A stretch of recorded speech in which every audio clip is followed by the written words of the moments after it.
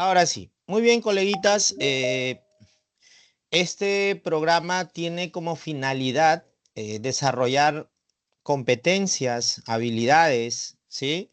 Que estén relacionados con la didáctica en el maestro. Pero sobre todo lo que tiene como finalidad es que tú puedas entender y desarrollar todas estas habilidades que te permitan aplicar la metodología ADN en tu proceso de enseñanza y aprendizaje. Y bueno, pueda mejorar de alguna u otra manera tu práctica docente. El día de hoy, en esta clase, vamos a hablar sobre estrategias, técnicas y métodos de enseñanza, pero lo vamos a hacer desde un aspecto científico, pedagógico, ¿ok? Hay muchos maestros, muchos, y me uno también a ellos porque que desconocemos, ¿no? ¿Qué es una estrategia, por ejemplo? ¿Qué es una técnica? ¿Qué es un método? A veces a las técnicas les llamamos métodos, a los métodos le llamamos técnicas, o creemos, ¿no? Que un método es una técnica y que una técnica es un método y que una estrategia es igual a un método. Tenemos ese desconocimiento. El día de hoy voy a tratar en lo posible de hacerte entender que cada uno de estos conceptos, ¿ya? Se diferencian, ¿no? Que todos en conjunto, pues, trabajan en conjunto, pero cada uno tiene una definición o tiene una funcionalidad totalmente diferente cuando hablamos del proceso de enseñanza y aprendizaje. Así que te voy a pedir tu atención debida, puedes hacer alguna pregunta si deseas. Recuerden que todo esto está basado de un aspecto científico pedagógico, ¿ok? Científico pedagógico. Te digo esto porque incluso a veces los especialistas, ya sea del Mineo, del Adrelo, del UGEL, también a veces desconocen estos conceptos y no lo enseñan como debe ser, ¿ok? Así que ahora estamos aquí para poder aclarar todas estas dudas que puedan ir suscitando. Vamos a empezar. Bueno, esta es la ruta, como siempre, una breve introducción. Vamos a hablar sobre estrategias de enseñanza. Ahí dentro de las estrategias, ¿no? Que todo esto es parte de la didáctica como tal. Hay que entender que nosotros como pedagogos debemos de manejar esta rama de la pedagogía, que es la didáctica. Un buen profesor es aquel profesor que maneja muy bien estos conceptos. Un buen profesor es aquel que sabe aplicar la didáctica, ¿ya? Al momento de enseñar. ¿Ok? Y el día de hoy precisamente vamos a hablar sobre ello, pues, ¿no? Y te vas a dar cuenta que hay muchos conceptos que quizás desconocías y bueno, el día de hoy los vas a aplicar. En principio, nosotros como pedagogos, nosotros como pedagogos debemos de entender muy bien este concepto, la didáctica. Si tú te vas a una universidad, hay personas que, por ejemplo, ¿no? Hay ingenieros que enseñan en universidades, hay doctores que enseñan en universidades, abogados que enseñan en universidades y que tienen mucho conocimiento, pero hay algo en lo que ellos fallan, que no son pedagogos, o sea, no son docentes como nosotros, ¿no? Y por ende carecen de ciertas herramientas para poder enseñar. Es por eso que no tienen esa llegada al alumno. Ellos como profesionales en su rama son muy buenos, pero al momento de enseñar ahí es donde viene la dificultad, ¿no? Y seguramente ustedes se han dado cuenta de ello cuando han llevado de repente algún diplomado o cuando de repente han hecho alguna maestría y les ha tocado pues un profesor de ellos. Carecen de estas herramientas, la aplicación de estas herramientas y es por eso que en muchas de las ocasiones pues no se dejan entender. ¿Y qué es la didáctica? Miren lo que dice acá, ¿no? La pedagogía es considerada una ciencia ya como tal, ¿ok? Porque tiene sus propios métodos y tiene su objeto de estudio también. Y la didáctica es una rama de la pedagogía, como bien claro lo estás viendo allí. La didáctica es una rama de la pedagogía que se ocupa de qué? Del estudio y la intervención en el proceso de enseñanza y aprendizaje. O sea, la didáctica es la que va a hacer que el maestro eh, demuestre ciertas habilidades. La didáctica es la que va a hacer que el maestro sepa movilizar diversos tipos de recursos para poder llegar al estudiante, para poder generar un aprendizaje. ¿Ok?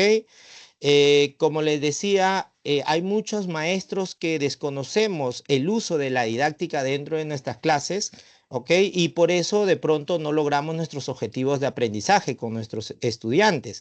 Ahora, la didáctica, miren, y esto es muy importante, nos dice que su objetivo principal es optimizar los métodos, técnicas y estrategias que facilitan la adquisición de conocimiento, de habilidades y valores por parte de los estudiantes.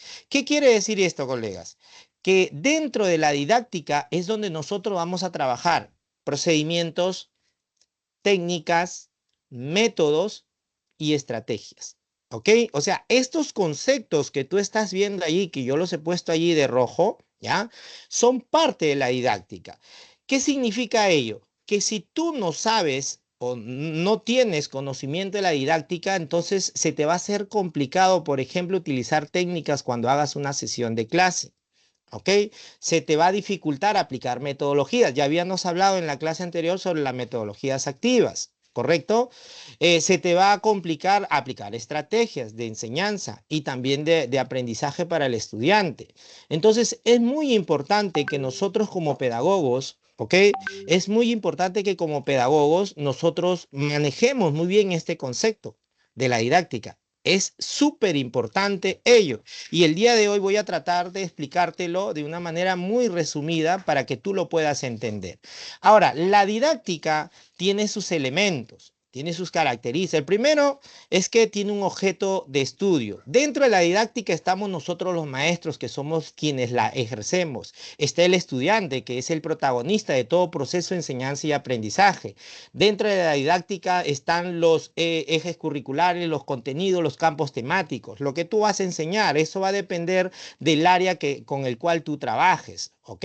Si eres, por ejemplo, un profesor de primaria, pues te va a tocar enseñar todas las áreas, ¿no? Que son 7, si no me equivoco. Pero si eres un profesor de secundaria, pues como que tu trabajo es más específico. De igual manera, el contexto, el entorno, los recursos que vas a utilizar. Entonces, como primer elemento de la didáctica, su objeto de estudio, que engloba todo ello. Pero obviamente, ¿no? Que lo principal es la función o es la interacción que va a hacer el docente con el estudiante. Número 2, también muy importante. En el número 2 tenemos la finalidad. La didáctica obviamente tiene una finalidad. Si nosotros esta finalidad la relacionamos con lo que nos dice el currículo, ¿no? El currículo nos dice que el estudiante pues tiene que desarrollar competencias, pero aquí de una manera general podríamos decir que la didáctica lo que busca es la formación integral del estudiante, ¿no? Y cuando hablamos de la formación integral del estudiante, no solamente estamos hablando de las habilidades cognitivas, no solamente estamos hablando de desarrollar conocimientos en el alumno, sino también ahí engloba pues las habilidades físicas, las afectivas, las sociales, las culturales, incluso hasta las que están relacionadas con los aspectos de creencias religiosas, ¿no? Entonces, eso es lo que busca la didáctica. Como segundo punto, su finalidad, ¿ok? Una formación integral en el estudiante. Como tercer punto, característica que tiene la didáctica es el carácter teórico y práctico. La didáctica, ya te dije, es una rama de la pedagogía. Y al ser una rama de la pedagogía te dije que era una ciencia. Entonces, la didáctica también tiene teoría que la avala, que la sustenta. ¿Ok? De la cual nosotros podemos pues obtener cierta información para saber aplicarla. Como dice ahí, ¿no? La didáctica es fundamental para mejorar la calidad de la educación, ya que proporciona herramientas y recursos para que nosotros, los maestros, podamos diseñar nuestras propias experiencias de aprendizaje, que sean significativas y a la vez efectivas al momento de desarrollar aprendizajes con nuestros alumnos. ¿Ok? Eh, Otro punto importante de la didáctica es su importancia. Ya les había mencionado, si nosotros nos vamos a diferenciar de otros profesionales que están a cargo también de un aula de clase, las universidades generalmente, ¿no? Las universidades están llenas de maestros que no son maestros. O sea, ya te lo expliqué anteriormente. Si nosotros que somos pedagogos, ¿no? Que hemos estudiado la carrera 5 años para profesor de la especialidad con la que tú trabajas, nos hace pedagogos. Si hay algo que nos va a diferenciar de otros profesionales que también trabajan en el sector de educación, es precisamente esto, ¿no? Que nosotros sí debemos tener bien en claro qué es la didáctica. No se trata aquí del conocimiento como tal, ¿no? Como decía el dicho, ¿no? No se trata de saber mucho para ser un buen profesor, no. Tú de repente puedes carecer de ciertos conocimientos científicos, técnicos, y, tecnológicos, pero de pronto entiendes muy bien cómo funciona este concepto, cómo funciona la didáctica y de pronto eres el profesor que tiene mayor llegada en tu escuela. Por eso es importante, maestros, que cuando nosotros querramos aprender a aplicar metodologías, primero tenemos que tener en claro cómo es que nosotros debemos aplicar nuestra didáctica al momento de enseñar. Por eso la didáctica, el cuarto punto es su importancia. Se fundamenta en teorías pedagógicas, psicológicas, pero también se aplica de manera práctica en el diseño y la implementación de estrategias de enseñanza y también de aprendizaje. Entonces, la didáctica es una rama muy importante que todo maestro, me incluyo, que todo maestro tiene que saber cómo es que se puede ejecutar, cómo es que se puede implementar. ¿Ok? Yo sé que nosotros trabajamos aquí en el Perú con un currículo nacional, ¿no? El CENEC. Y el CENEC, ¿ya? Y se los voy a poner por acá para que ustedes lo puedan tener más claro, ¿ya? Nosotros aquí en el Perú trabajamos pues con el CENEC. Este es el currículo nacional y de este CENEC se desprenden pues, ¿no? Las competencias que diferencian a cada una de las áreas. Y estas competencias, ¿ok? Estas competencias del CENEC tienen sus propios estándares. Estándares. Así es como lo han llamado los especialistas del Minedo, pero no, está mal llamado. En realidad, estos estándares, ¿sí? El nombre correcto serían mapas de progreso. Así es como se deberían de llamar, desde un punto de vista científico-pedagógico. Ustedes saben que el CENEC con el que nosotros trabajamos, para que ustedes tengan una idea, ya, estos mapas de progreso fueron inventados en Australia. ¿Ok? Fueron inventados en Australia. Y Chile copió a Australia. ¿Ya? En Chile, por ejemplo, si ustedes ven el CENEC de Chile, no se llaman estándares, se llaman mapas de progreso. Y bueno, nosotros o los especialistas del Minedo lo que hicieron es copiar a Chile, ¿no? Y para que ellos puedan justificar el trabajo que, entre comillas, ¿no? Entre comillas, ellos habían hecho, pues le cambiaron el nombre y le pusieron, pues, estándares de progreso, estándares de aprendizaje, pero es un nombre que no tiene un sustento teórico, ni mucho menos pedagógico. Son mapas de progreso porque estos mapas de progreso tienen indicadores, indicadores numéricos que se pueden controlar. Por eso que están bien llamados de esa manera, ¿no? Como les vuelvo y les repito, si ustedes buscan el currículo nacional de Australia, que es de ahí donde viene toda esta idea, ¿no? Del trabajo de competencias, de lo que les estoy hablando ahora de la didáctica, se van a dar cuenta, pues, ¿no? Que hay ciertos planteamientos pedagógicos que aquí se han planteado en el Perú, pues, y que no tienen ninguna consistencia. ¿Por qué? Porque lo han hecho, pues, personas que no se han tomado, ¿ya? No se han tomado el tiempo para poder hacer investigación real. Lo que han hecho es un copy-paste, pues, ¿no? Bueno, eso ustedes lo saben ahora muy bien, pues, ¿no? Siempre, casi siempre se ha trabajado de esta manera. Por eso, el consejo que yo les doy, colegas, es que no solamente se dejen llevar por lo que aprenden del Minedo, porque muchas veces les brindan, pues, capacitaciones que no corresponden. No corre Por ejemplo, y ustedes seguramente en algún momento lo han podido experimentar, ¿no? Yo varias veces he podido, cuando he asistido a capacitaciones, les he podido, por ejemplo, consultar sobre el tema de la evaluación formativa, ¿no? ¿Cómo es que se da, ¿no? Al principio, ¿qué decían ellos? Que la evaluación pues era secuencial, de menos a más, que si a un chico tú le ponías en el primer bimestre, un ejemplo, ¿no? Le ponías una D, ya en el segundo bimestre no podías ponerle menos nota. Así el chico pues no vaya al colegio, no haga las tareas, no participe, ya no le podías porque como le pusiste en el primer bimestre esa calificación y ya en el segundo ni en el tercero, ¿por qué? Porque la evaluación era progresiva.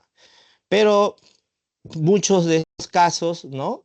se dieron, ustedes que son maestros me van a dejar, me van a entender en este aspecto, hubieron muchos reclamos y ahora el ministerio te dice otra cosa, ya no te dice eso, ¿no? Ahora te dice que sí, le puedes cambiar, o sea, ¿y por qué te dicen una cosa y después te salen con otra y después te salen con otra? Porque el diseño con el CNE con el que nosotros trabajamos no lo entienden bien ellos, o sea, porque no ha sido un enfoque que ha nacido de una investigación de docentes o de pedagogos científicos aquí peruanos. No ha sido. Ya les dije de dónde viene todo esto, ¿no? Y obviamente por eso hay esas falencias, ¿no? En estos enfoques con los que nosotros trabajamos. El consejo que te doy es que siempre, pues, ahora que tenemos inteligencia artificial, ahora que el Internet está mucho más abierto, más amplio, y si tienes acceso a bases de datos científicas, ¿no? Del rubro donde tú trabajas, pues investigar un poco, ¿no? Es importante hacer eso para que tú puedas comprender muchas cosas en realidad. Es muy importante todo ello. Entonces, seguimos con la didáctica. Miren, la didáctica cuando tú la quieras aplicar, y aquí de repente voy a tomar a varios de ustedes, seguramente se van a poner en contexto, porque seguramente les ha pasado esto, ¿no? La didáctica tiene ciertos niveles en su aplicación. Miren ahí, quiero que se fijen en ese slide, ¿ya? Y que tengan en cuenta lo que esto. Miren, ¿cómo es que tú estás aplicando la didáctica? Yo no sé cuántos años ustedes ya tienen trabajando en el magisterio, no lo sé, pero aquí yo quiero que entiendas una cosa, ¿no? ¿Cómo es que nosotros, los maestros, estamos aplicando la didáctica dentro de nuestra aula con nuestros estudiantes? Tiene 5 niveles y yo quiero que tú visualices este slide, ¿no? Y de pronto te pongas en contexto y sí, con total sinceridad, me digas en cuál de los niveles estás tú. Yo te voy a explicar cada uno de los niveles, pero quiero que más o menos tú mismo, ¿no? Y en el grupo de WhatsApp, ahí ponme, ¿no? Si puedes acá para que tú mismo te des cuenta, ¿no? Por ejemplo, el nivel uno. El nivel uno se le conoce como el nivel de predidáctica, así como la historia, la prehistoria, ¿ya? Igual, la didáctica, la predidáctica. ¿Por qué se le llama prehistoria? Porque fue la historia antes del invento de la escritura. Entonces, por eso se le llama prehistoria, o sea, carece de herramientas. O sea, no había escritura, por eso todo todos los hallazgos que son parte de la prehistoria, pues narran hechos donde todavía no existía en este caso, la escritura. De igual manera, aquí miren, en el nivel uno de la didáctica, estamos hablando de procedimientos. Y ahorita te voy a explicar y te voy a poner en contexto para que tú mismo, pero me gustaría, de verdad, me gustaría que participen en el grupo de WhatsApp. Miren, el nivel uno son aquellos maestros que dominan muy bien su área, son capos en su área. Tú eres profesor de matemática, eres capo para resolver ejercicios, te gusta llenar la pizarra ahí y resuelves cualquier ejercicio. Cualquier ejercicio que tú planteas en la pizarra con tus alumnos, tú le das solución. Pero de ahí a que te entiendan los alumnos, eso no lo sabes tú y tampoco lo sabrás, porque bueno, ¿no? Cuando te das cuenta, de pronto cuando los evalúas y bueno, los alumnos con sus notas te dicen pues lo que aprendieron y lo que no. Pero ojo, ojo con esto. Entonces, el nivel uno es el nivel de los procedimientos. Es cuando un docente domina su área. Yo soy profesor de física y soy un monstruo poniendo, por ejemplo, en el campo, pues, ¿no? Los conos, haciéndolos saltar por aquí y por allá. Conozco mi área, conozco mi área. Lo que no sé es cómo enseñarla. Eso es muy diferente. Ojo con esto, ¿ok? Cuando hablamos de didáctica, tú puedes tener mucho conocimiento del área en el que tú trabajas, pero eso no significa que eres un gran profesor. Eso no significa que eres un gran profesor. ¿Por qué? Porque el conocimiento lo puedes tener tú. Pero ¿cómo se lo transmites a los estudiantes si no sabes aplicar la didáctica? Vuelvo y repito. Yo, por ejemplo, yo soy profesor del área de educación para el trabajo en la especialidad de computación e informática. Yo puedo conocer mucho software, por ejemplo, ¿no? Puedo de repente saber programar, puedo manejar muy bien el Excel, diseño gráfico, inteligencia artificial. Puedo saber mucho, pero de pronto no sé cómo hacer que mis alumnos, por ejemplo, aprendan a programar o aprendan a manejar Excel. Y obviamente yo les puedo hacer ejemplos y yo lo puedo resolver, pero de pronto cuando le digo al alumno que haga lo que, ¿no? Que me demuestre lo que ha aprendido, va a estar perdido. Si eso es lo que me pasa a mí o lo que te está pasando de pronto es porque tú estás en el nivel uno, estás en el nivel de la predidáctica, careces de herramientas para poder tener una llegada más precisa en tus estudiantes. Por eso les decía, miren acá bien claro dice, ¿no? En la historia existe la prehistoria que es antes de la escritura. Lo mismo sucede con los docentes en este nivel. No conocen los cimientos de la didáctica, de técnicas, por ejemplo, no sabes usar tecnología. Hay muchos maestros, por ejemplo, que le tienen miedo a usar TICs en sus clases. Cuando les invitan a que se capaciten al uso de alguna herramienta nueva, de inteligencia artificial, por ejemplo, no, dicen, yo no necesito eso. Es más, hasta se oponen a actualizar, ¿no? Sus enseñanzas, sus conceptos. Entonces, yo les pregunto, si tú eres si tú eres como esos maestros, ¿en qué nivel crees que estás? ¿En qué nivel crees que estás? Mucho cuidado con eso, maestro. Ya, hay que tener mucho cuidado. Muchos de los que estamos aquí, me incluyo también, podríamos estar dentro del nivel uno de la didáctica. Solamente usamos procedimientos cortos para enseñar nuestra materia. Y es por eso, pues, que cuando evaluamos no logramos los resultados. Algunos maestros, por ejemplo, que yo he podido ver, ¿no? Hay algunos maestros de matemática, no sé si acá habrán maestros de matemática, pero para poder obtener resultados positivos en sus estadísticas, pues ponen puros ejercicios sencillos de resolver. Es más, no se toman, ¿no? No se toman no sé, el reto de poder enseñar cosas más abstractas o cosas más complejas, más difíciles. Incluso algunos hasta catalogan a sus alumnos diciendo, no, ellos no lo van a poder aprender eso. Por eso yo les enseño lo básico nada más. Pero no debería ser ese el pensamiento de un maestro, porque para eso existe la didáctica.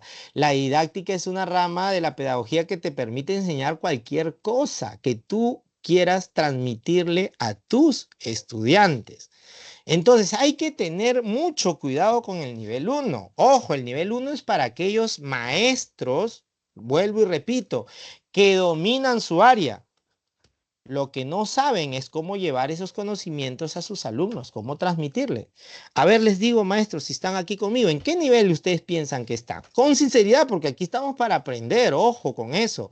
Acá no estamos para decir yo soy mejor maestro que tú, yo ya estoy en el nivel 5. No, al contrario, aquí un buen maestro es aquel maestro que se sincera con sus propios conocimientos y que está dispuesto a reaprender. Recuerden que para poder aprender cosas nuevas tenemos que desaprender para aprender. Si no somos conscientes como maestros de ello, desde ahí ya nos estamos equivocando. Por eso que nos actualizamos, por eso que nos capacitamos. Cuando tú entras a una capacitación, como ahora, es porque sabes que tienes que desaprender para poder aprender. Es la única manera de crear nuevos esquemas cognitivos en nuestro cerebro para luego, obviamente, perfeccionarlos y llevarlos a la práctica con nuestros estudiantes. Es la única manera. Y yo estoy seguro que aquí, los que estamos aquí, somos maestros así, que estamos dispuestos, ¿ya? Que estamos dispuestos a desaprender para aprender. Ahora, en el nivel 2 de la didáctica, nivel 2, ¿qué nos dice? El nivel 2 es cuando tu maestro o maestra aprendes ya, eh, es cuando tú aprendes a aplicar técnicas al momento de enseñar, técnicas, ¿ok? Ahora, existen miles de técnicas que tú puedes trabajar con tus alumnos para poder hacer que ellos aprendan, ¿no? Existen, por ejemplo, en el área de comunicación, existen las técnicas, bueno, de lectura rápida, lectura lenta, el subrayado, existen muchas técnicas. Los mapas conceptuales, los organizadores visuales también son técnicas, existen miles de técnicas. Y cuando tú sabes enseñar utilizando esas técnicas, te vas a dar cuenta, y cuando tú le enseñas también técnicas a los alumnos para que aprendan más rápido y más fácil, te vas a dar cuenta que estás en el nivel 2. ¿Ok? Ahora, las técnicas son algorítmicas. y trabajan bajo principios neuronales. O sea, como dice aquí, las técnicas son algorítmicas y trabajan bajo principios neuronales. O sea, un algoritmo sigue una secuencia de pasos. Por eso que las técnicas hacen que el alumno, por ejemplo, resuelva un problema matemático de una manera mucho más sencilla, porque lo que hace es que el cerebro siga esa secuencia. Obviamente cuando el alumno domina esa técnica. Lo mismo sucede cuando enseñamos programación, por ejemplo, ¿no? ¿Por qué? Porque nuestro cerebro está acostumbrado a resolver cosas guiándose de patrones. Un patrón es algo que se repite, ¿ok? De esa manera nuestro cerebro aprende mucho mejor, de una manera más rápida. La inteligencia artificial también trabaja con patrones, ¿ok? Entonces, nivel 2. Tú eres un maestro que enseña con técnicas. Ya te dije, existen miles de técnicas. Por ejemplo, en mi área, yo soy de EPT, existe la técnica del design thinking, por ejemplo, ¿no? Que es una técnica que tiene 5 pasos que me permite que los alumnos puedan crear productos innovadores. ¿Se dan cuenta? Existe la técnica del Da Vinci, que es para crear ideas innovadoras. También la técnica del brainstorming, que es para la lluvia de ideas. O sea, y sí, existe. Ustedes como profesores, acá hay profesores de diferentes áreas académicas, ustedes también tienen que tener sus propias técnicas. Me imagino que sí. Entonces, si tú eres un maestro que enseña con técnicas, déjame decirte que estás en el nivel 2. En el nivel 2. Y bueno, yo considero que el nivel 2 ya es para un profesor pues que de pronto ya tiene cierta experiencia. Lo que nosotros debemos de evitar es estar en el nivel 1, que ya te lo expliqué. Ahora, si manejas, dominas métodos, ya, métodos activos que ya habíamos hablado anteriormente, o sea, imagínate, tú dominas técnicas, pero aparte de técnicas, también dominas métodos. Recuerden que los métodos incluyen técnica o las técnicas están dentro del método. Entonces, si tú eres un maestro que enseña a través de metodologías, ya hemos hablado sobre metodologías activas, déjame decirte que estás en el nivel 3, en el nivel 3 de la didáctica. O sea, ya yo podríamos decir pues que eres un buen profesor, pues, ¿no? Un buen profesor. O sea, no solamente haces que los alumnos aprendan técnicas para desarrollar mejores aprendizajes, sino también usas métodos. ¿Ah? Dice aquí, es la comprensión del método adecuado para cada situación de aprendizaje, según el área que se enseñe, ¿ok? Según el área que se enseñe. O sea, si tú eres consciente, ¿ya? Y conoces métodos, ¿ok? Conoces métodos, entonces vas a saber elegir los métodos adecuados, ojo con eso, para el área que tú enseñas. Ahora, los investigadores nos dicen que solamente existen 9 métodos a nivel general. No hay que confundir método con metodología, ojo con ello, ¿ya? Pero nos dicen que solamente existen 9 métodos a nivel general. Uno de ellos, el que todos conocemos, es el método científico, por ejemplo, ¿no? O el método de investigación-acción, que es casi lo mismo, ¿ok? Miren, ¿cuál es el método más utilizado por los maestros? Aquí en el Perú, y podría decir también a nivel de Latinoamérica, y ustedes lo usan, y yo también lo he usado varias veces, es el método expositivo, ¿ya? Para aquellos maestros que les gusta hacer exponer a sus alumnos, ese es uno de los métodos generales, globales.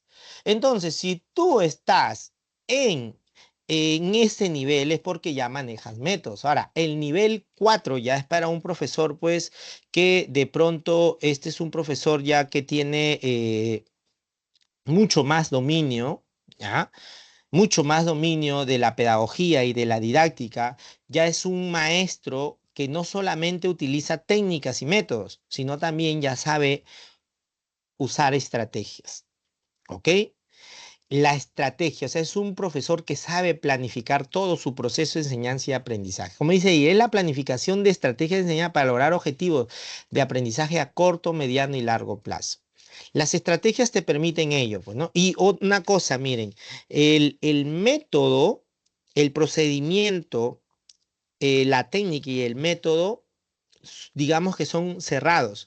En cambio, las estrategias son flexibles. ¿Ya? Luego vamos a hablar un poquito sobre ello. Entonces, si tú eres un maestro que no solamente aplica técnicas, sino también métodos, pero también estás aplicando estrategias, entonces ya estás en el nivel 4 de la didáctica.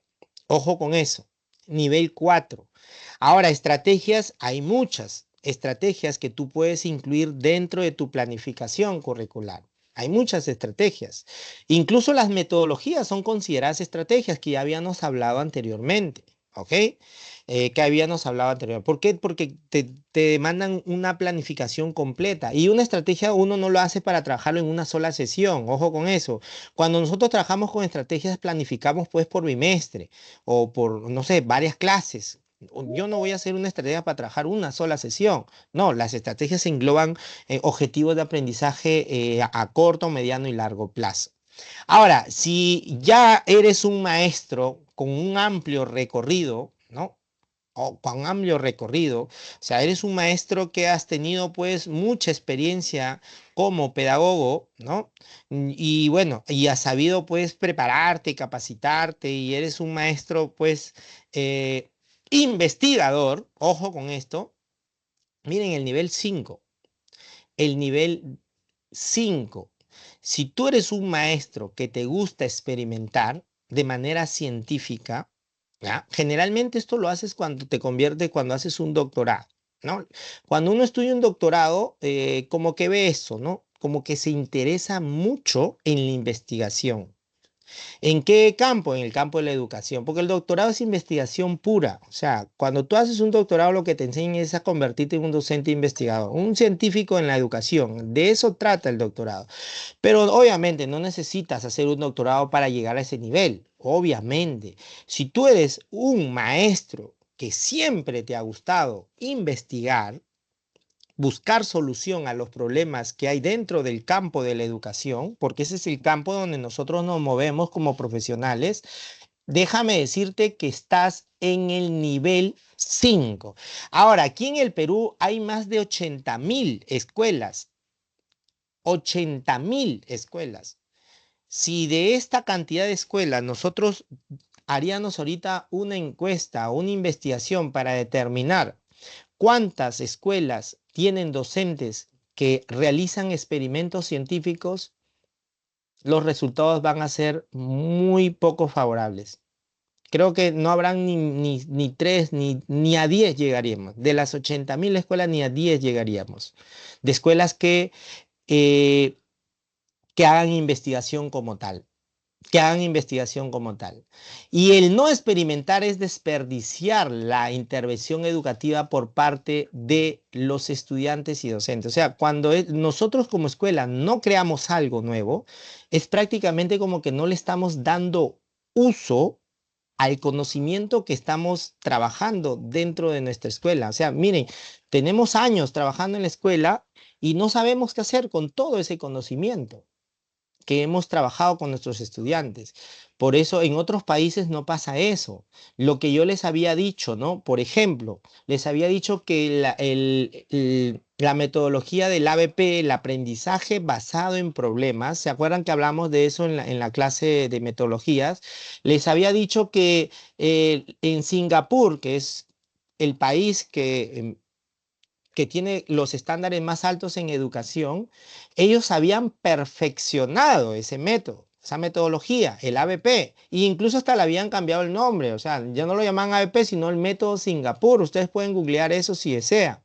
Pero ¿cómo es que ellos, con ese mismo método que nosotros acá también lo conocemos, cómo es que ellos han logrado tener esos buenos resultados? Y aquí está la respuesta. Es porque en Singapur los maestros, bueno, aparte que sabemos que en otros países la carrera docente es bien remunerada, es una de las mejores vistas y todo lo demás, ¿no? A diferencia acá del Perú. Pero en Singapur lo que habían hecho era lo siguiente, miren, le habían hecho una adecuación al método ABP.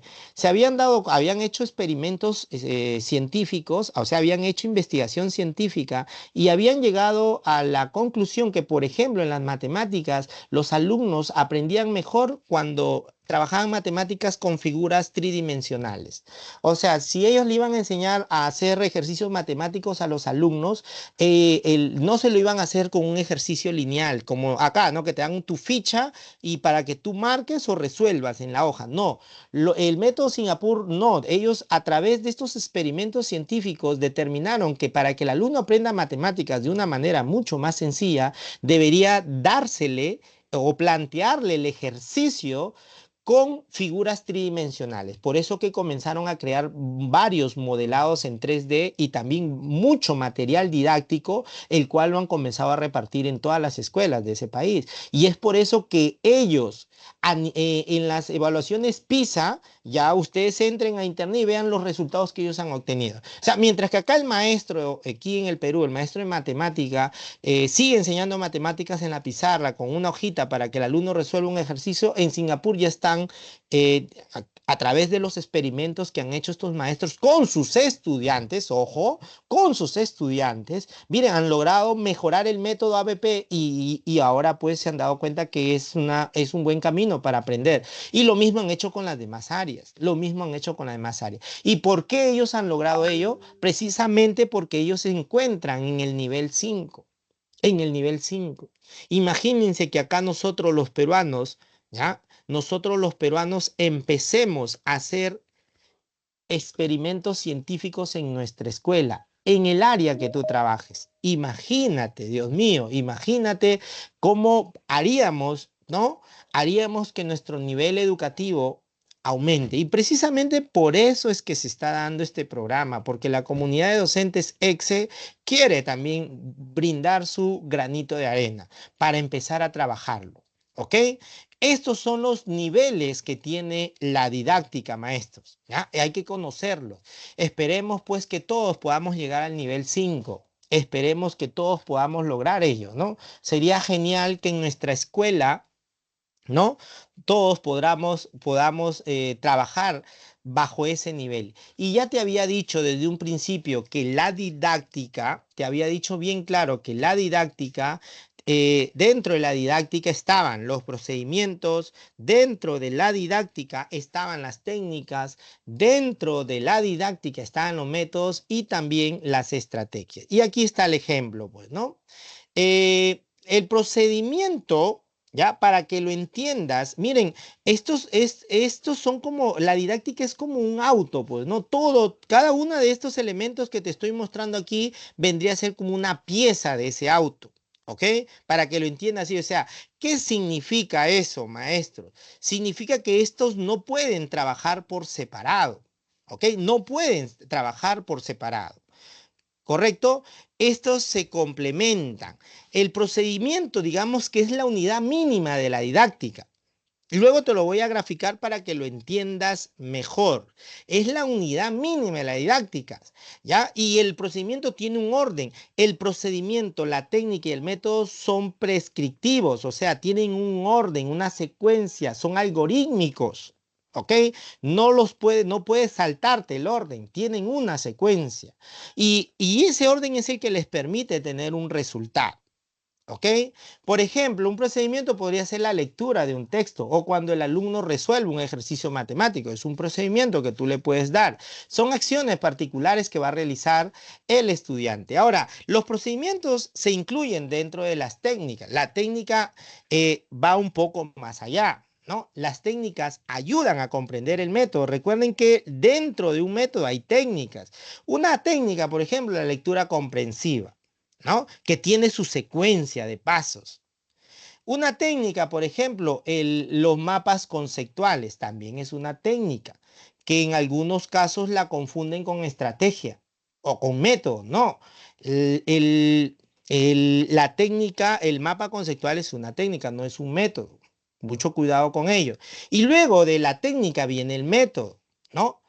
Dice, el método depende de la calidad de las técnicas que tú apliques. Si tú quieres crear un buen método o quieres utilizar un método, entonces lo que tienes que hacer es buscarte las técnicas adecuadas para poder mejorar la calidad de ese método. Un ejemplo de método, por ejemplo, es la investigación-acción, que ahí tú lo estás viendo claramente. ¿Ok? ¿Qué más? No te olvides que el procedimiento, la técnica y el método son prescriptivas, o sea, tienen un orden algorítmico, siguen un orden.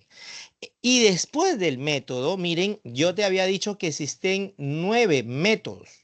¿Ya? Estos son los métodos globales, los generales, los únicos que existen. ¿ya? A nivel de el campo científico. Seguramente tú vas a encontrar en internet otros métodos, pero bueno, son métodos que de pronto carecen de ese marco teórico, ¿no? El primero, por ejemplo, el método del descubrimiento, también es conocido como el método Montessori. Se aplica mucho en el nivel inicial. Ustedes han escuchado seguramente sobre el método Montessori, ¿verdad? ¿Cómo es que aprende el estudiante cuando trabaja bajo ese método? ¿Cómo es que va a aprender el estudiante? Pues van descubriendo por sí mismo, ¿no? Se crea todo un entorno para que el alumno, el niño en este caso, ¿no? Porque se aplica mucho en inicial y primaria, vaya descubriendo y aprendiendo a través del entorno. Ese es un claro ejemplo, el método de descubrimiento. Luego viene otro método global, es el método del modelamiento, que ya te lo había mencionado anteriormente, ¿no? Se crea un modelo, ¿ya? Para que el alumno lo pueda explorar. Ahora que, por ejemplo, existe la tecnología 3D, este método se puede perfeccionar de una manera mucho más completa. Ahora que tenemos en este caso, esta nueva tecnología, mira, ahora ya está impresoras 3D, ¿no? Tú puedes trabajar con este método. Modelas ciertos escenarios para que el estudiante pues pueda explorarlos y pueda aprender, ¿no? Existen, por ejemplo, simuladores ahora que tú puedes incluir cuando utilices el método del modelamiento, ¿ok? Luego viene el método del ABP, del método de Singapur, que ya te había explicado, que es otro método globalizado y este método se ha globalizado por los buenos resultados que le ha permitido obtener, en este caso, a Singapur, pues, ¿no? Eh, el método de estudio de casos, que ya te había dicho, este método lo que hace es brindarle la información de un caso real. Ojo, en el método, si tú vas a estudiar un método de estudio de casos, nosotros cuando somos evaluados por el Minedu, trabajan con este método. No se habían dado cuenta, bueno, ahora se los explico, ¿no? Son casos reales que pasan en las escuelas y es un caso donde en este caso el alumno tiene que analizarlo y buscarle una alternativa de solución, pues, ¿no? De eso trata este método, estudio de casos. Analizar casos reales, en algunos casos podrían ser casos simulados, pero casi siempre son, en este caso, son casos que sí han sucedido. Casi siempre son casos que sí han sucedido. Luego tenemos el método de investigación-acción, que es similar o es el método científico que nosotros lo aplicamos cuando hacemos tesis, cuando trabajamos cuando hemos estudiado nuestra carrera. Lo usan mucho en el área de ciencia y tecnología, ¿no? Para hacer estos proyectos de investigación que hacen, ¿no? Que tiene toda una secuencia de observación, experimentación, las hipótesis y todo lo demás, ¿no? Luego viene el método clínico. El método clínico es cuando tú grabas una escena, ¿no? Grabas y después de esa grabación tú comienzas a analizar todas las variables para poder plantear alguna alternativa de solución. De eso trata el método clínico, ¿no? Ahora, este es un método que muy poco lo aplicamos porque a nosotros no nos gusta que nos graben, por ejemplo. Si yo ahorita quisiera aplicar el método clínico con alguien de ustedes, pues tendría que grabarle su clase. Y en base a todo eso que yo observo, yo podría pues darle algún feedback para poder hacer que ustedes pues puedan mejorar en algunos aspectos donde pues se pueda considerar que ustedes tienen ciertas deficiencias, ¿no? De eso trata el método en este caso perdón, el método clínico, pues, ¿no? Tú grabas al estudiante haciendo algo y luego analiza la actividad para poder retroalimentarlo. La retroalimentación tiene que ser, en este caso, reflexiva, ¿no? Reflexiva y para que pues, el alumno pues, pueda aplicar mejoras en el trabajo. Luego viene el método globalizado. El método globalizado es ese método donde es multidisciplinar. El STEAM, por ejemplo. Ustedes han escuchado del STEAM, ¿verdad? El STEAM es como un método globalizado. Es un método donde se resuelve un problema desde varias perspectivas de áreas, ¿no? Disciplinares. STEAM, por ejemplo, engloba cinco disciplinas, ¿no? Que es la matemática, la ciencia, el arte, la ingeniería y también en este caso, la tecnología, ¿no? Y el método más amado por todos los maestros el que a nosotros, por ejemplo, nos han enseñado con ese método, el método expositivo. En las universidades se aplica mucho ese método, ¿no? Te enseñan a través de exposiciones, nada más. Pero no es el, de todos los métodos, los globales que yo les he presentado aquí, digamos que el que está en el nivel más bajo es el expositivo y el de estudio de casos. De ahí los demás son los que te permiten obtener mejores resultados de aprendizaje. Y sobre todo son los que tienen mayor demanda cognitiva. O sea, si yo quiero enseñar algo complejo a mis alumnos, algo de un nivel superior, utilizaría pues otro de los métodos, que no sea el expositivo ni también el estudio de casos, sino podría usar el de modelamiento, el de investigación-acción, el clínico, el proyecto, me estaba salteando creo el proyecto es uno de los mejores, pues, ¿no? Ya habíamos hablado en otra clase sobre los proyectos y todo lo que te permitía, pues, ¿no? Te permitía lograr cuando tú trabajas proyectos. Algunos maestros piensan que solamente los profesores de ciencia y tecnología y los de educación para el trabajo en secundaria, solamente ellos son los que deben trabajar proyectos. No, maestros. Los proyectos es un método, es una metodología que aplica para cualquier área académica, para cualquier nivel de educación. E incluso lo puedes trabajar de manera interdisciplinaria. ¿Ok? Así que no hay excusas, maestro, no hay excusas. Entonces, ese es el camino que sigue la didáctica, procedimiento, técnica, método, estrategia. Recuerden que la estrategia engloba lo que está por debajo de ella. O sea, dentro de una estrategia hay procedimientos, dentro de una estrategia hay métodos y hay técnicas. ¿Ok? Esa es la secuencia, ese es el paso, ese es el paso. Si yo todavía no estoy en el nivel 2, no me puedo saltar pues de frente al nivel de estrategia, no. Si yo estoy trabajando con mis alumnos y yo soy consciente que estaba en el nivel 1, ¿ya? De la didáctica, empiezo primero a trabajar técnicas. Una vez que ya veo que mis alumnos dominan técnicas, ya comienzo a trabajar con metodologías y ahí recién ya con estrategias. Ahora, si tú ya dominas todos estos, puedes trabajar con estrategias. Lo ideal es que tú trabajes con estos 4 conceptos para que entiendas que estás aplicando la didáctica de una manera correcta con tus estudiantes. ¿Ok? Muy bien, acá te muestro aquí de manera gráfica. De pronto por ahí no me entendiste porque sí, hay muchos maestros que confunden estos términos, los confunden y los confunden bien. A la técnica le llaman método, al método le llaman técnica, a la técnica le llaman estrategia, a la estrategia método, o sea, no saben qué. Y ya te estoy explicando aquí que cada uno es totalmente diferente. Cada uno es totalmente diferente, ¿ok? Una estrategia es flexible, ¿ya? Por ejemplo, el Minedu a veces te dice que existen las estrategias metodológicas. Ese es un término que no existe, estrategias metodológicas. ¿Cómo yo hago que una estrategia sea metodológica si ya hemos dicho que las estrategias son flexibles y los métodos no? Entonces, ¿ok? Hay que tener mucho cuidado. Por eso hay que saber definir cada uno de estos conceptos, ¿ok? La técnica es cerrada, para que me entiendas, tiene un orden. ¿Ok? Son prescriptivas. Las estrategias son flexibles, se pueden adecuar, se pueden adecuar. Muy bien. Entonces, el procedimiento vendría a ser como un ladrillo. Miren, así es como tú construyes el aprendizaje cuando tú trabajas con la didáctica de una manera adecuada. Entonces, ¿qué serían las técnicas? Pues las técnicas serían un conjunto de procedimientos, una pared hecha de ladrillo, ¿no? Hablándote en términos de construcción, para que me entiendas, ¿no? Aquí te lo estoy analizando. Y entonces, ¿qué sería el método? El método ya sería pues tu casita de ladrillo hecha.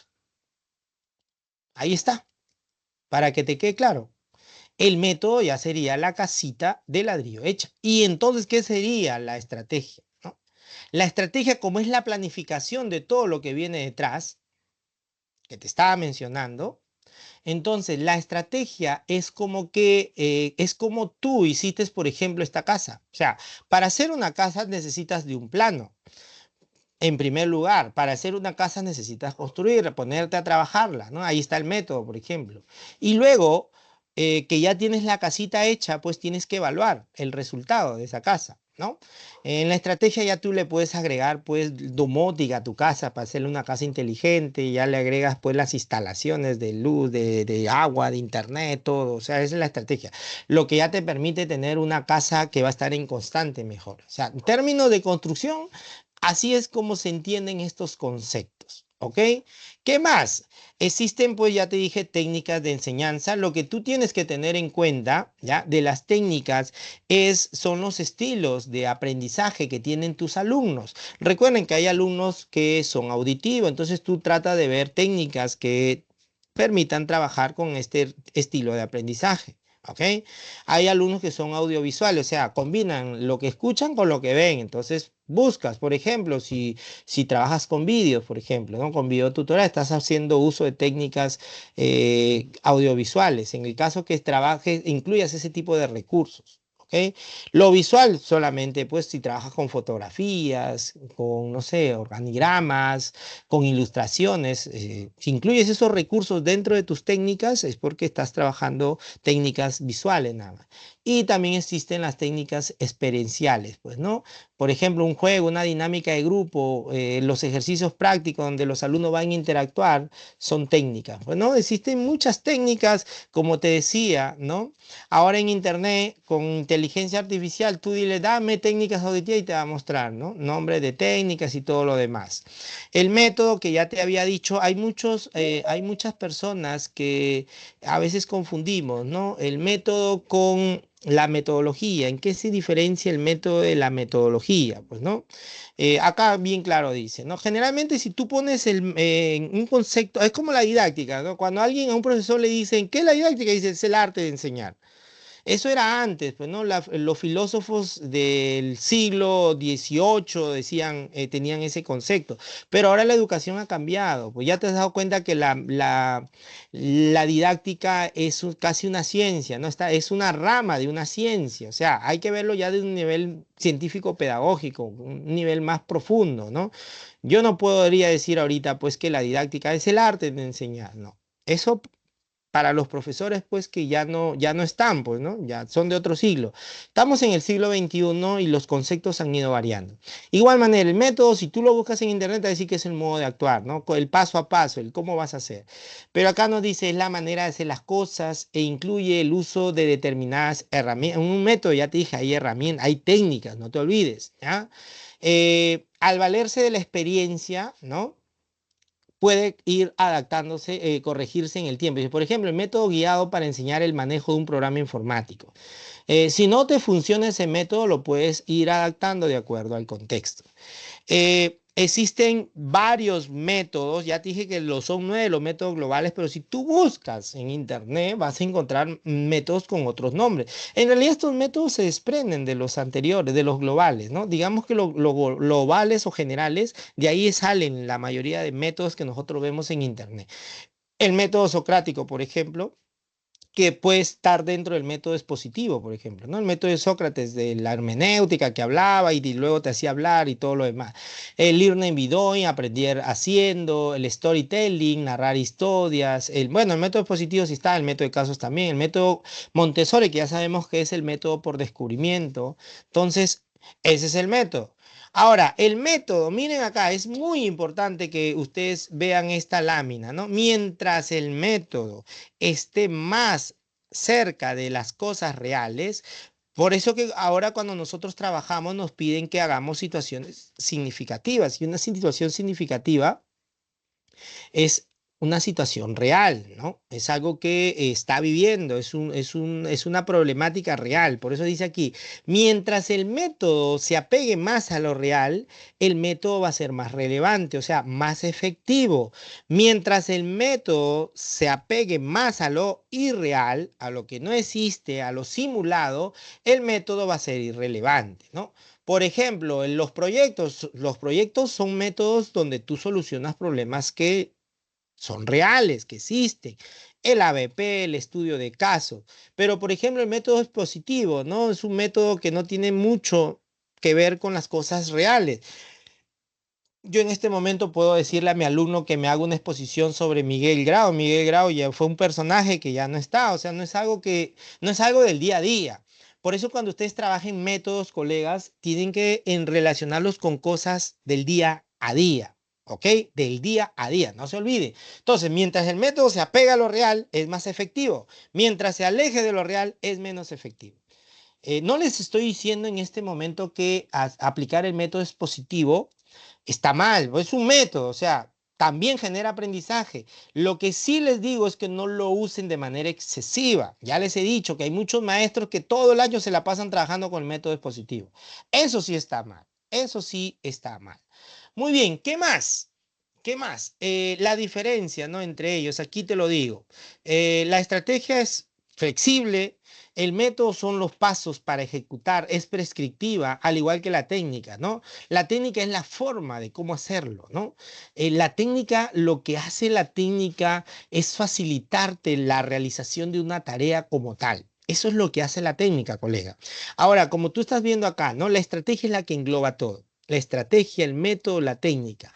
¿Ok? Ahora, cuando hablamos de método, ya te había dicho, el método es como un conjunto de técnicas, actividades, recursos específicos que tu maestro utilizas para poder transmitir conocimiento, desarrollar habilidades en tus estudiantes, ¿no? Como por ejemplo el método expositivo, pues, ¿no? El método por descubrimiento, que ya habíamos hablado de ello. En cambio, la metodología es el marco teórico y sistemático que guía la selección y la aplicación de los métodos de enseñanza. Digamos que las metodologías abarcan toda la teoría ya en la que se sustenta el método. ¿Ok? Por eso que a veces lo confundimos, método, metodología. O sea, ¿cuál es la diferencia? Recuerda, digamos que la metodología ve los paradigmas que alimentan el método, de dónde nació ese método, ¿no? Una metodología pues se basa en teorías no constructivistas, por ejemplo, socioconstructivistas, cognitivistas, el aprendizaje, bueno, acondicionado. O sea, las metodologías engloban esa teoría para poder hacer que el método pues tenga ese sustento, ¿ok? Eh, Acá, bueno, te lo explico en este slide de otra manera, un poquito más sencillo para que lo entiendas, ¿no? Acá le he agregado el término actividad, ¿no? Y recuerda que la estrategia es lo más grande que hay, ¿ya? Son guías de acciones, la estrategia implica planificación, ¿ya? Son intencionales y se apuntan a un objetivo relacionado al aprendizaje. ¿Ok? Por ejemplo, la estrategia del debate, los juegos, el aula invertida. Las estrategias también les conocen como metodologías activas que habíamos hablado anteriormente. ¿Ya? En cambio, el método es un sistema de pensamiento y pasos que orientan la acción del docente, ¿no? Tenemos el método científico, el ABP, el método guiado. La técnica es el procedimiento didáctico que busca, digamos que es la técnica es como esa herramienta que tú vas a utilizar cuando quieras solucionar un problema. ¿Ok? Digamos que el método es como, a ver, para que me lo entiendas, en términos de construcción, ya que te estoy explicando en términos de construcción, ¿no? El método es como que tú ya sabes cómo hacer una pared de ladrillo, ya sabes cómo lo haces, pues, tiene los pasos, ¿no? Preparar la mezcla, luego mezclar, tirar en este caso el nivel, ¿no? Tirar la red para que el ladrillo vaya ¿no? La técnica sería pues tu nivel, sería tus herramientas que usas para hacer eso de una manera mucho más rápida. ¿Ok? De una manera mucho más rápida. Y bueno, existen muchas técnicas, ¿no? La técnica del subrayado, Philly 66, brainstorming, existen muchas técnicas. Y las actividades, pues son las tareas, digámoslo así, o las acciones específicas que facilitan la ejecución de la técnica, ¿no? Es lo que el alumno realiza en la clase, ¿no? Cuando le manda a hacer un rompecabezas, cuando hacen un juego de roles, cuando trabajan en la computadora, hacen un diseño, por ejemplo, esa sería una actividad. Entonces, colegas, de esa manera es como se trabaja la didáctica. Y otro elemento también de la didáctica que tiene que ver con la parte motivacional son las dinámicas de aprendizaje. Ahora, las dinámicas, bueno, ya sabemos muy bien que las dinámicas lo que hacen es, nos ayudan a romper el hielo con el estudiante. Ahora que vamos a hacer nuestra primera clase, van a haber alumnos nuevos que no nos conocen y una manera de romper el hielo con ellos es haciendo dinámicas, pues, ¿no? Las dinámicas hacen también que el alumno desarrolle la parte afectiva, socioemocional, se integre más contigo. Generalmente, ¿por qué? qué los alumnos quieren mucho a su tutor? Porque el tutor suele ser el único maestro que le hace dinámicas durante todo el año escolar. Yo como tutor me gusta hacerle dinámica a mis alumnos y me he dado cuenta que eso me funciona, pues, ¿no? Me funciona porque muy aparte de que nos divertimos, nos reímos y aprendemos, también creamos lazos más fuertes, ¿no? Lazos más fuertes. Y las dinámicas también son parte de la didáctica, pues, ¿no? Como tal, porque ayudan a trabajar esa parte emocional, afectiva, ¿no? Ese vínculo que tú tienes que desarrollar con tus alumnos. Las dinámicas, pues, son juegos, ¿no? Pues existen dinámicas de presentación, dinámicas de resolución de conflictos, existen dinámicas de comunicación, de distensión, de conocimiento, o sea, mejor dicho, existen dinámicas para todo. Por ejemplo, si ahorita le ponemos a ChatGPT que me diga dinámica, me va a ir diciendo, pues, ¿no? Cada una de las dinámicas. Por ejemplo, dinámica de presentación. No sé si ustedes han hecho esa dinámica de dos verdades y una mentira donde tú le dices, pues el alumno te cuenta dos cosas reales y una mentira y luego tú tienes que adivinar cuál de las tres cosas es la mentira. Después existe la dinámica, por ejemplo, de la pelotita, ¿no? Que tú tiras la pelotita y a quien tú le das, él se tiene que presentar. O sea, hay mucha dinámica en este caso, de presentación. La dinámica de resolución de problemas, cuando hay problemas en el aula, ¿no? Por ejemplo, puedes hacer la dinámica de la pelota preguntona, también te sirve para ello. El juego de roles, las sillas cooperativas, la lluvia de ideas, son dinámicas que te ayudan a solucionar conflictos. Dinámicas de comunicación, el teléfono descompuesto, eso creo que sí lo han hecho alguna vez, ¿no? Le dices el mensaje a uno, el otro se lo das al otro y así hasta que llegue el mensaje, ¿no? Acrósticos también es una dinámica de comunicación. Tenemos la creación de cuentos en equipo, eso es muy buena. Cada uno va dando una palabra y se va creando una historia, un cuento. Y al final pues se crea una historia así bien rara y original, ¿no? Luego tenemos la dinámica de distensión. Por ejemplo, puedes hacer ahí la dinámica del espejo, la dinámica de las risas contagiantes o la dinámica del masaje grupal, para evitar que los alumnos pues rompan ese hielo y puedan pues crear ese vínculo, ¿no? Que los aleja, ¿no? Ese es uno de los grandes problemas que hay en el aula, ¿no? Que los alumnos, cuando tú los haces trabajar en equipo, se aíslan, ¿no? O algunos solamente quieren trabajar con uno, sino con los demás, porque entre comillas no se llevan bien. Las dinámicas de conocimiento y autoconocimiento. Por ejemplo, ahí puedes hacer la dinámica del FODA, ¿no? La dinámica del diario de gratitud, donde cada día el alumno viene y te describe una frase, ¿no? Y lo va dejando ahí en una cajita y todo lo demás. En la dinámica del mapa de vida, ¿no? Donde hay un cuaderno en el aula donde ellos van escribiendo sus anécdotas, ¿no? Lo que les va pasando en cada día. Obviamente de manera anónima. Y la dinámica de cooperación, pues, ¿no? Puedes hacer la dinámica del puente humano, ellos forman un puente, ¿no? Donde ellos cada uno va a ir pudiendo pasar. Pueden hacer la dinámica del laberinto a ciegas, van guiando a alguien que está con los ojos tapados, que pase por cierto camino, ¿no? Ya lo guían con sonidos o sea, dinámica de cooperación, trabajo en equipo o algún juego también puede estar dentro de las dinámicas de cooperación. Entonces, hacer dinámicas en cada una de nuestras sesiones también es parte de la didáctica.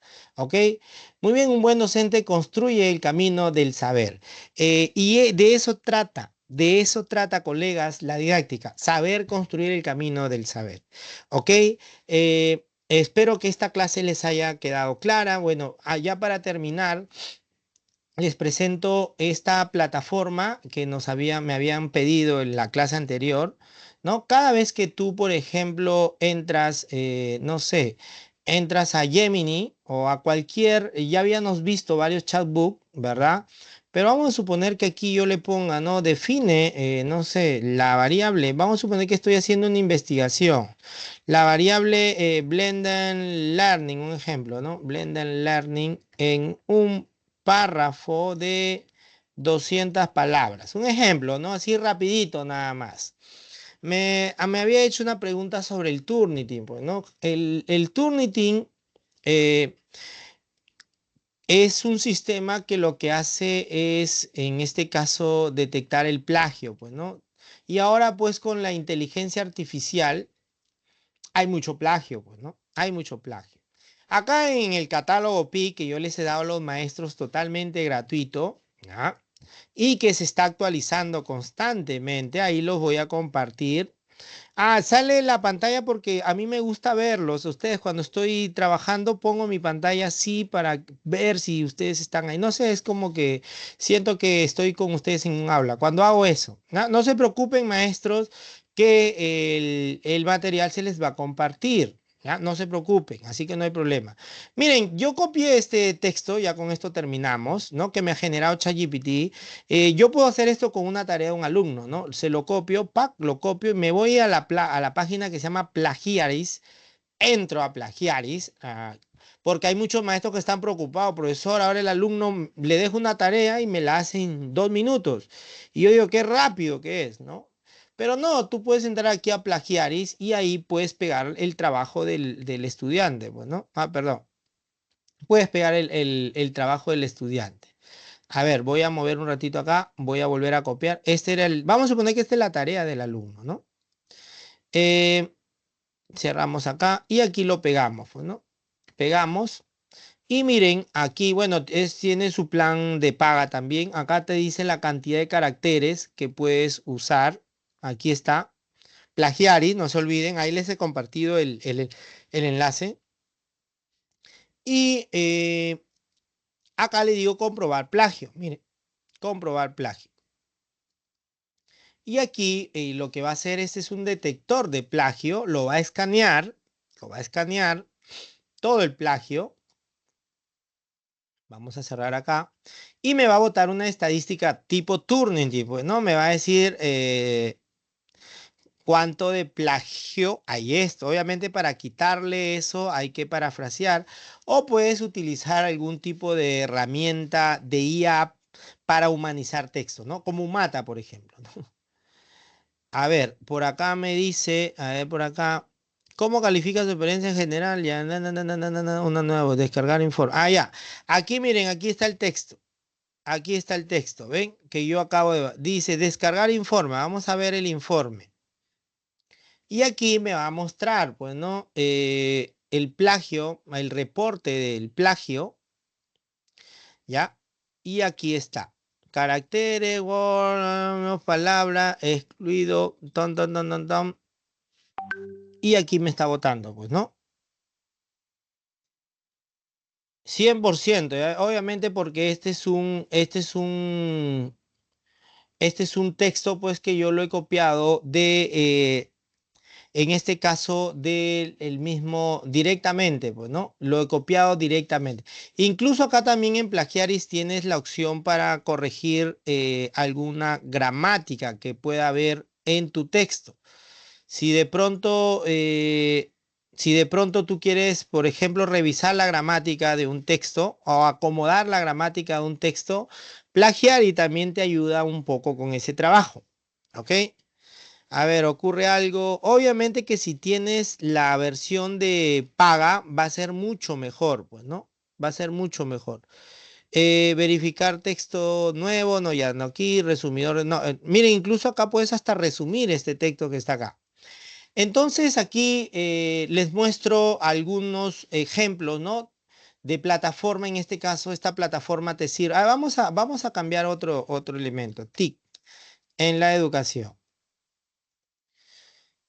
Ojo que hay en este caso chatbot de inteligencia artificial que te tratan de generar texto original, ¿ya?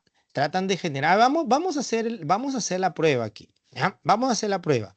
Vamos a hacer la prueba entre Gemini y ChatGPT. A ver, ¿cuál de los dos es más efectivo en ese aspecto? ¿Ya? Aquí yo, por ejemplo, voy a entrar a ChatGPT y le voy a poner el mismo prompt. Le voy a poner el mismo prompt.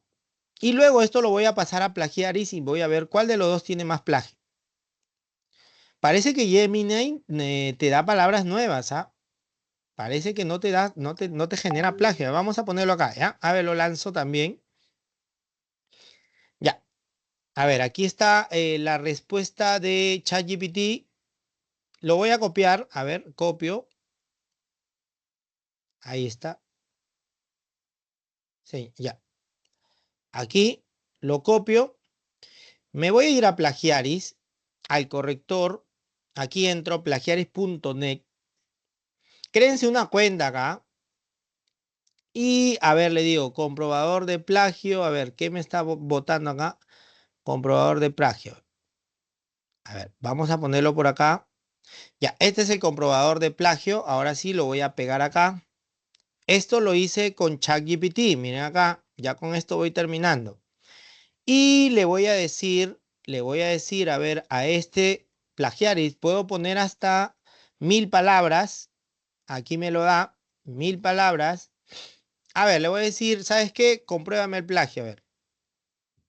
Esto es de ChatGPT, ojo con ello. Luego voy a pegar la misma respuesta de Gemini.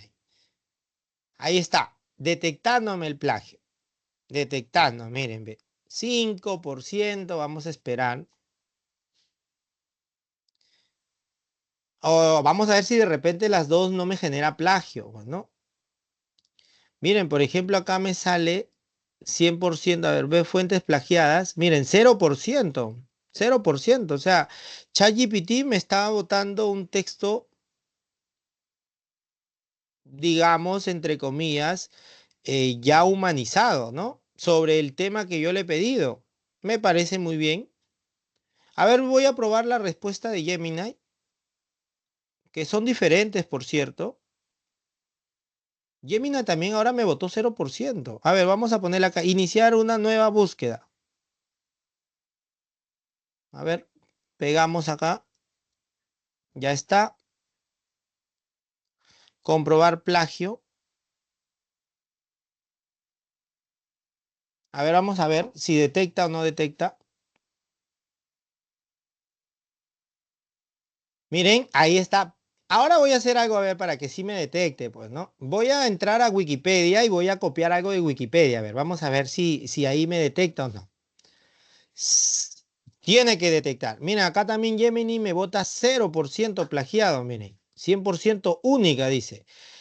Mira qué interesante. Es muy probable que esta plataforma de Plagiaris ya te humaniza también el texto, así que es una buena herramienta. A ver, vamos a entrar a Wikipedia. A ver, las TIC Wikipedia. Ya con esto terminamos, colegas. Ya, acá tengo una información, por ejemplo. Ya, vamos a suponer esto de acá. Se lo voy a copiar así. Hasta aquí. Hasta aquí, miren. Y vamos a plagiar. Aquí obviamente sí tiene que mostrarme, en este caso tiene que mostrarme, vamos a ver si me deja todavía usarlo, porque a veces te dan un límite nada más. Vamos a ver si aquí, a ver, del siglo XXI, así creo que era. Aquí sí me tiene que, a ver, comprobar plagio. Aquí sí me tiene que marcar porcentaje. Aunque me estoy dando cuenta que esta plataforma creo que también te va a humanizar el texto. A ver, pero vamos a ver, porque este sí es un texto que yo he copiado de Wikipedia. Pues, o sea, sí lo he sacado de una fuente. Es de otro autor, para que me entiendan. Ah, miren, acá ya está, ¿eh? Miren, ve. Ahí está. 88% plagiado. 88% plagiado.